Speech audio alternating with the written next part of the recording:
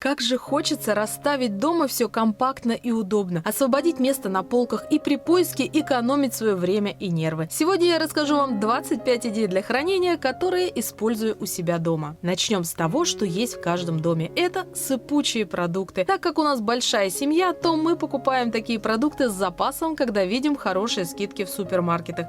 И я не храню все эти запасы в ящиках кухни. Они хранятся у нас в кладовке, в большой коробке из-под памперсов. А то, чем мы постоянно пользуемся, хранится в удобных стеклянных банках. Такие банки красиво смотрятся и нет лишнего информационного шума от этикеток. Для хранения этих банок на нашей кухне мы поставили открытый шкафчик IKEA. И изначально этот шкафчик предназначается для дисков. Но посмотрите, как классно в нем смотрятся банки. В видео о рум-туре кухни этот шкафчик очень многим понравился. Полотенца я храню в ванной комнате в выдвижном ящике под раковиной. Для хранения их в этом ящике я складываю полотенца в квадрат. А те полотенца, которыми мы пользуемся, хранятся на полке над ванной. Нет, они там не намокают. Я подсмотрела эту идею в отелях, и мне она кажется очень удобной. Вытираться сразу после душа или ванны, не выходя из нее.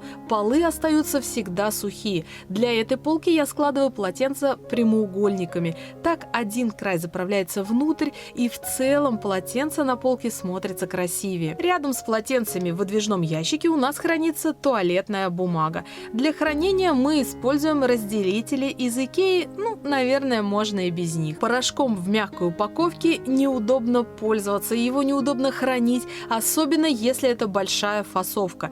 Часто рядом с ним грязно от просыпавшегося порошка, и это увеличивает время уборки. Для его хранения я использую коробку, не поверите, тоже из-под порошка, но которую мы купили в Швеции. У нас я не видела порошок в больших картонных коробках, но можно использовать также пластиковые контейнеры для круп или заказать специальную герметичную коробку на AliExpress. Порошок в коробке чище хранится, не рассыпается и очень удобно ставится в шкаф. Для засыпания порошка в стиральную машинку я использую ложку от какой-то бытовой химии, а еще можно использовать от детского питания. Но я пользуюсь таким средством редко, потому что у меня стиральная машинка с автоматической дозировкой жидкого моющего средства, и видеомашинки есть на нашем канале. Средства для мытья посуды я покупаю в больших упаковках и переливаю в маленькие с дозатором. Сейчас есть фирмы, которые делают красивые минималистичные упаковки с отклеивающейся этикеткой. Это тоже помогает избавиться от лишнего информационного этикеточного шума. Само средство висит у меня на рейлинге над мойкой. Так и мойка всегда чистая, и средства под рукой. Кстати, рейлинги.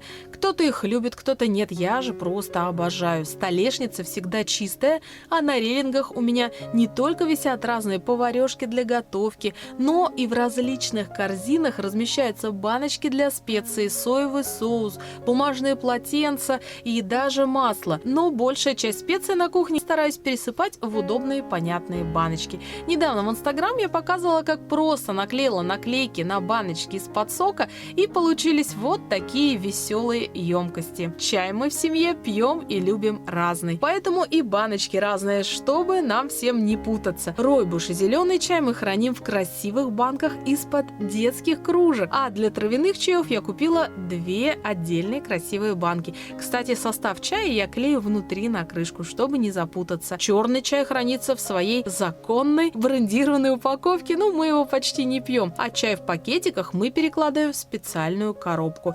И весь чай хранится у нас на специальной полке в чайном уголке. Бытовая химия хранится у меня вся вместе в одном большом пластиковом контейнере в кладовке. Я достаю его из кладовки во время уборки и прячу снова, когда уборка закончена. Пару лет назад мы стали собирать раздельно мусор. И сейчас пластиковые бутылки мы моем, сминаем и храним в отдельной эко-сумке. Это очень удобно. Так мусорное ведро заполняется медленнее, потому что самый большой объем составляют пластиковые бутылки. Примерно раз в месяц у нас набирается сумка с пластиковыми бутылками, и мы относим их в специальный контейнер. Таблетки для посудомойки я храню в прозрачной коробке коробочки от таких же таблеток из супермаркета. Сами таблетки всегда покупаю в больших упаковках, когда вижу со скидкой в магазинах. Кстати, видео, как сэкономить в супермаркете, тоже есть на нашем канале. Так вот, такой прозрачный контейнер стоит в выдвижном пластмассовом ящичке из Икеи. В нем же стоит ополаскиватель для посудомойки и лежат запасные губки. Такой ящик не занимает совсем места и удобно выдвигается из-под раковины. Тарелки мы храним в выдвижном ящике между мойкой и посудомоечной машинкой. Считаю, что это самый удобный способ. Удобно доставать из посудомойки, ставить после мытья в раковине, и очень много можно таким образом уместить. Документы у нас хранятся в пластиковых папках. У каждого члена семьи есть своя папка со всеми его документами. Исключение составляет лишь одна отдельная папка с загранпаспортами, потому что они требуются редко и чаще всего используются все вместе. Отдельные две папки у двух взрослых со всеми их рабочими документами, им уже много лет и они немного потрепаны, и папка с важными документами на право владения тоже еще одна отдельная. А вот папка с коммунальными платежками рассортирована по службам, и в файле каждой службы лежат не только платежки, но и документы и договора с этой службой. В этой папке все файлы вытаскиваются, чтобы можно было взять сразу файл со всеми документами и поехать решить какой-то вопрос, например, о платежах, счетчиках или перезаключить договор. Кстати, для коммунальных платежей у меня есть таблица, в которую я вношу даты, суммы и счетчики. Так я не забываю ничего оплатить и отслеживаю, если ежемесячный платеж увеличивается. Лекарства я храню в косметическом бьюти-боксе. В крышке самые ходовые, например, активированный уголь, лекарства от температуры, ножпа, а в основном отделении хранится все остальное, что было когда-то куплено, а теперь не требуется. По лекарствам у меня тоже есть таблица в компьютере с указанием сроков годности. Если назначается какое-то новое лекарство, можно быстро посмотреть, есть ли оно у нас. Также легко отследить, что уже пора выбросить по сроку годности. В подобном косметическом боксе у меня также хранятся швейные принадлежности. Пуговицы лежат в отдельной коробочке, рассортированы по цветам.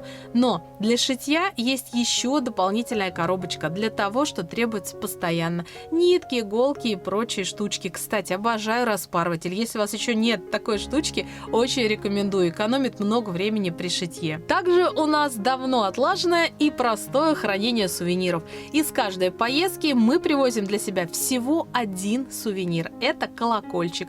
И у нас есть несколько полок с нашими любимыми колокольчиками. В путешествии не надо делать мучительный выбор, когда вы стоите в большом сувенирном магазине, что привезти. Также нашим друзьям очень легко нас порадовать после путешествия, а хранится все это как большая коллекция и украшения комнаты. Вещи в комодах у нас рассортированы по комплектам и хранятся вертикально. Использую для хранения я коробки из-под той же обуви. Так все видно, хорошо разделено, можно быстро найти и достать любую вещь, не нарушая порядок. Также в коробке из-под обуви я храню лаки для ногтей. Это удобный формат. Раз в 2 недели, когда я планирую сделать маникюр и накрасить ногти, я достаю коробку, выбираю то, что мне нужно, а после маникюра снова прячу ее на место. Декоративная косметика хранится у меня очень просто у зеркала в коридоре, где я крашусь. Рассортирована она по категориям в стаканчики и в маленькие контейнеры из Икеи. А рядом на этой же полочке хранятся аксессуары, которые я чаще всего использую.